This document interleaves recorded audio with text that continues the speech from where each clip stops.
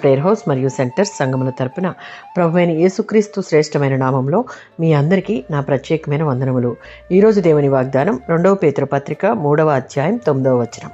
ప్రభువు తన వాగ్దానమును గూర్చి ఆలస్యము చేయువాడు కాడు. ఈ వచనం అపోస్తులుడైన పేతురు రాసిన 2వ పేతురు పత్రికలో ఉంది.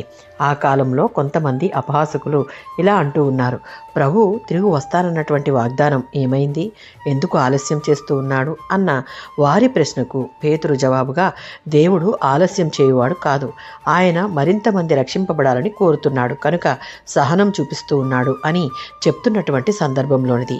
యెహెజ్కేలు గ్రంథం 33వ అధ్యాయం 11వ వచనం. దుష్టుడు మరణించుట నాకు ఇష్టం లేదు, అతడు తిరిగి బ్రతుకుట నాకు ఇష్టం.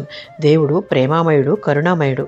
దుష్టత్వంతో జీవించువారు నశించిపోవుట దేవునికి ఇష్టం లేదు. వారిని సైతం ప్రేమించి క్షమించి తిరిగి సరైన మార్గంలో పెట్టి వారిని తనవారిగా చేసుకోవాలని దేవుడు ఇష్టపడతాడు. దానికి కారణం 1 తిమోతి పత్రిక 2వ అధ్యాయం 4వ వచనం.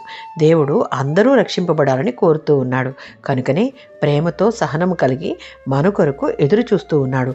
హబక్కూకు గ్రంథం 2వ అధ్యాయం 3వ వచనం. వాగ్దానం చేసిన దేవుడు నమ్మదగిన దేవుడు. ఒకవేళ ఆలస్యం అయినట్లు అనిపించినా అది నెరవేరుతుంది. మనం నమ్ముకున్న దేవుడు సహనశీలుడు.